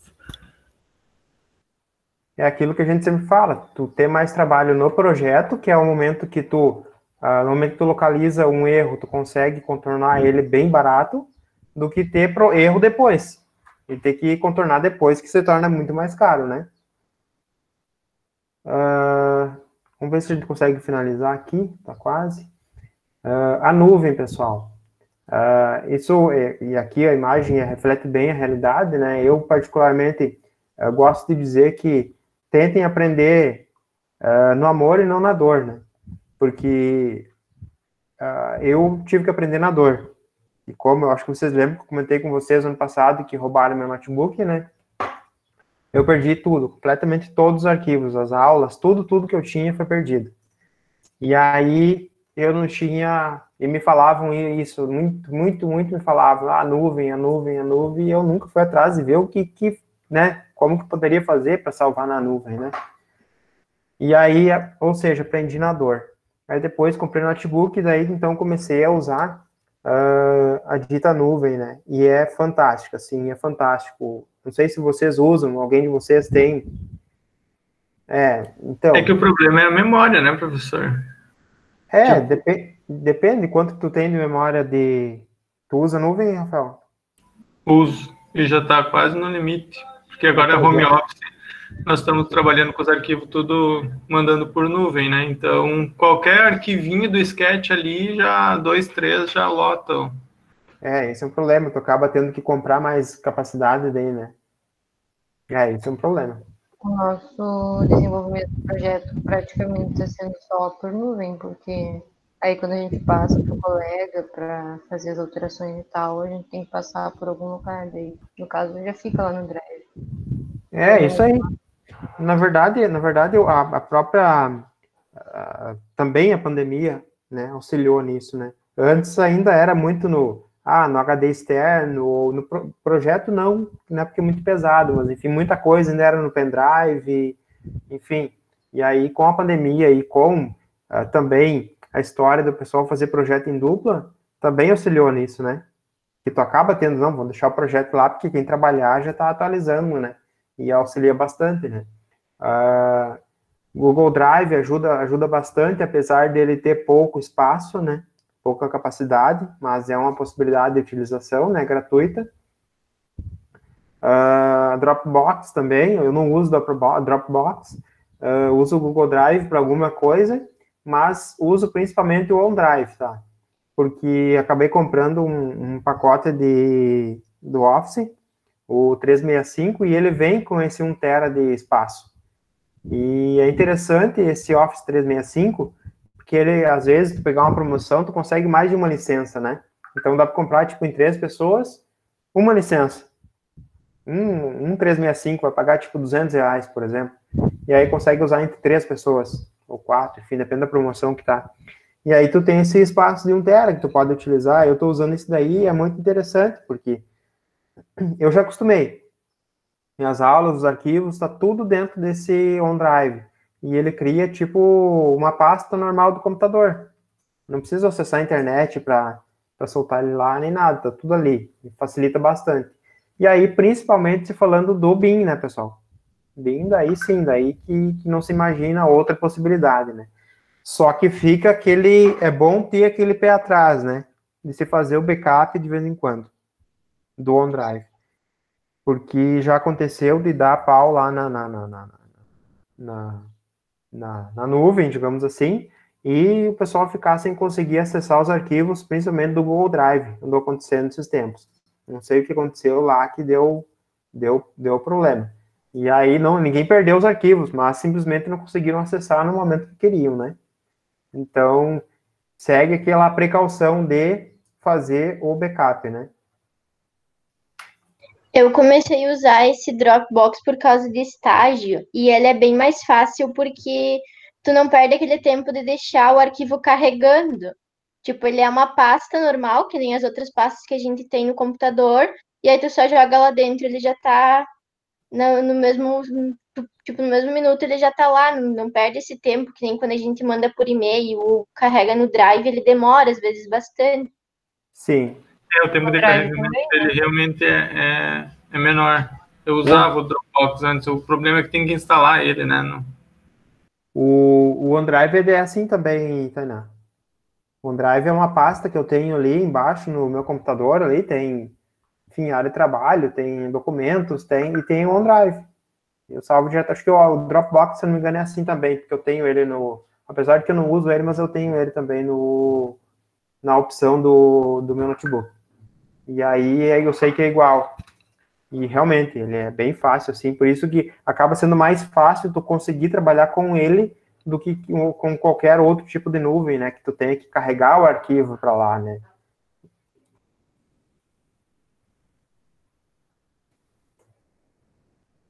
E o bioconcreto, pessoal, esse aqui é fantástico, eu acho que tem total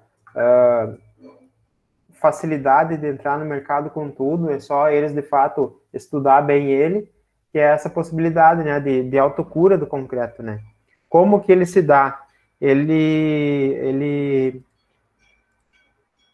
foi, enfim, idealizado por pesquisadores, né, da Universidade Técnica de Delft, né, na Holanda, e eles desenvolveram, então, o que chamaram na época aí de bioconcreto, né. É um material que dá para dizer que ele é um material vivo, tá? Literalmente, porque ele tem micro-organismos vivos nele, né, para se produzir, se é possível disso ocorrer, né. Cientistas, então, para fazer isso, né, misturaram o concreto tradicional, o concreto normal que a gente produz, né, colônias de bactéria. A bactéria se chama Bacillus pseudofirmus, acho que é o nome, se não me engano. Algo parecido assim, sei que começa com bacillus. Ela, na verdade, ela pode viver por vários e vários e vários anos, tá? Dentro do concreto, sem morrer, digamos assim, e sem reproduzir, né? Porque ela precisa, na verdade, de umidade, de acesso à umidade a esse concreto, para ela produzir, então, o calcário, tá? Que é o resultado, então, da digestão, né? Dessa bactéria. E aí, com isso, ela produz esse calcário, que é o que aparece na foto aqui, ó. Ele é mais esbranquiçado um pouco do que o concreto. Mas, enfim, ele fecha a fissura, ele veda a fissura. Então, foi uma ideia muito interessante e eles estão ainda em fase de criação disso, né? Mas foi muito legal essa sacada que eles tiveram, né?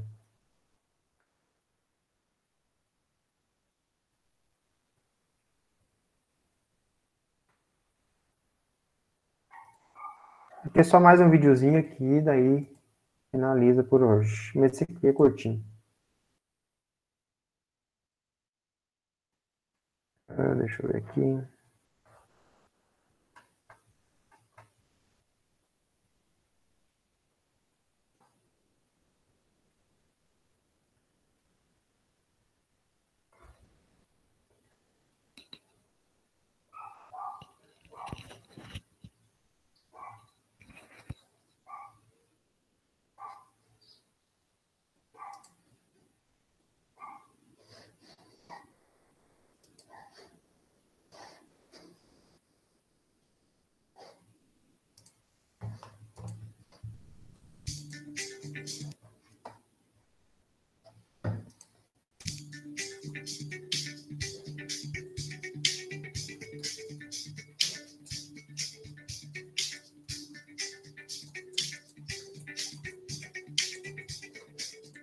Não é, não tá aparecendo no vídeo.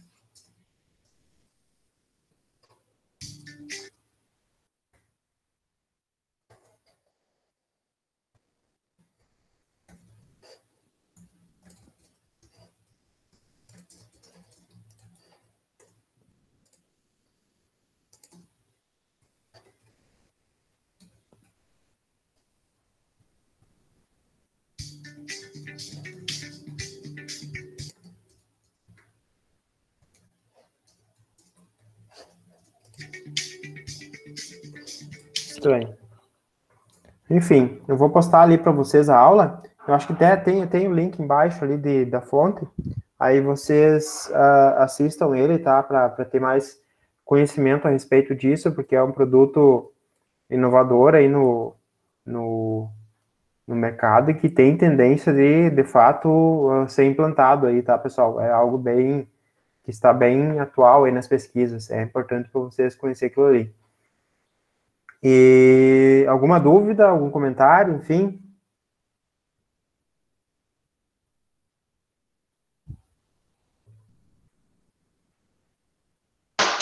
Acho que não. Era isso. Ok. Bem legal. Na próxima aula, então, a gente vai falar algumas coisas sobre sustentabilidade na construção, tá? E aí eu vou trazer para vocês, então, a proposta de estudo de casos de projetos, tá? E aí, enfim, na próxima aula a gente fala bem sobre isso, além de, claro, provavelmente a gente fala sobre isso antes da nossa conversa com o pessoal da Tecnel, que vai ser, então, às 14 horas, e aí vai ser pelo mesmo Meet da aula, tá? Vou mandar para eles, e aí eu penso em antes ali, de 1h30 até às 14, a gente fazer essa discussão sobre como que vai se dar essa proposta aí de estudo de caso. Ok? A qualquer dúvida, mandem um WhatsApp ali no grupo, ou e-mail, enfim, e vamos conversando, tá? Se quiserem já ir caminhando nas andanças de vocês por aí, já batendo o olho gostei da cor dessa terra aqui, enfim, vou fazer tinta sobre ela, já podem pegar um pouco aí, qualquer um saquinho, alguma coisa, já resolve a amostra para vocês aí. Tá bom? Ok. Até mais então, pessoal. Tá bom. Se cuidem. Até. Tchau. Tchau, tchau. Tchau, professor. Até. Tchau.